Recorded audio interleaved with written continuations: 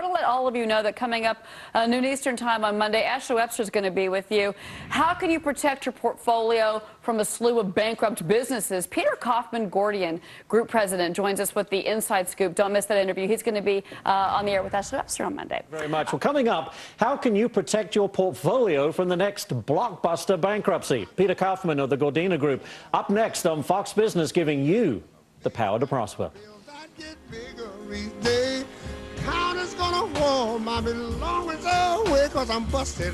From Lehman Brothers to Blockbuster to Solyndra, the B word, bankruptcy, is one that we've been hearing more and more since the 2008 financial crisis. With the economy still in slow motion, how can you protect your portfolio from the next business to fail? Good question. Joining us now is Peter Kaufman, Head of Restructuring and Distressed M&A at the Gordian Group. So, Peter, thank you very much for joining us. My first question to you is, what sectors are more prone to this right now than others? Good afternoon, Ashley. Nice to be here. Well, a few sectors come to mind. First of all, before we get to a sector, it's really any industry who makes things that relies on commodities, grains, oils, other commodities to make their product, because they're finding it increasingly tougher to pass those increased costs along to the consumer. In terms of specific sectors, clean tech, you mentioned Solyndra. Evergreen also was a big bankruptcy splatter. As government subsidies dry up, this industry has been predominantly funded by venture capital and the government. As government subsidies dry up, they're going to have an increasingly more difficult time. Defense. That's another victim of taking away the taxpayer subsidy, if you will, because when the government starts cutting back on defense spending, the contractors are going to suffer. If you're a larger, well-diversified defense contractor, you're going to stand a better chance than if you're a very small one dependent on one or two programs. Those programs get cut, you're in big trouble. Financial institutions, an old favorite.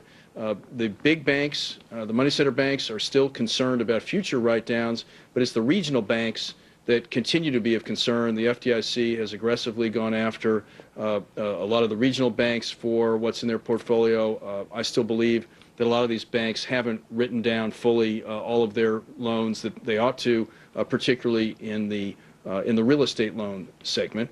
And then you have retail. Retail, not unlike the overall economy, is a tale of two economies. The high-end luxury retailers seem to be doing quite nicely in this current environment, but below that is a real reflection of consumer cutback on spending, concerns about employment, etc. Yeah, very quickly, what should the investor look for as a telltale sign, perhaps, that the company's in trouble and looking at bankruptcy? Is that something an investor can do? Yeah, well, at Gordian, when we're advising companies on how to deal with their problems, we're looking first at what the securities prices are. What are the bond yields? We always find that the bond market is ahead of the stock market in understanding where there's trouble. As yields get up to 14, 15% and up, that's a telltale sign. Net debt to EBITDA ratio is an important one. Those are two things that an investor pretty easily can take a look at, and that's going to talk about leverage, cash flow, and what the bond market is thinking. Let me just share two insights and then ask you a question. I was talking to a large technology investor, one of the best in the country last week, and he told me that business in the last 30 days has deteriorated pretty precipitously in the universe that he follows. And then I was talking to a banker who said in the last 30 days there's been a tremendous uptick in non-performing loans. Do you see an increase in bankruptcies the rest of the year versus the year to date? Is it getting worse out there? Well, first of all, bankruptcy is not a solution. It's a place to find or implement a financial transaction. Here's what I do see. That for the last several years, the system, because of the taxpayer-funded government money, has been awash in liquidity and capital. And with interest rates being artificially tamped down by the government, investors have been seeking desperately something that will yield them a greater return. So in turn, they have been throwing money at relatively weaker companies that in prior cycles wouldn't have merited getting this fresh capital. And with that being awash in liquidity, these weaker companies have been able to off-put dealing with their underlying core issues.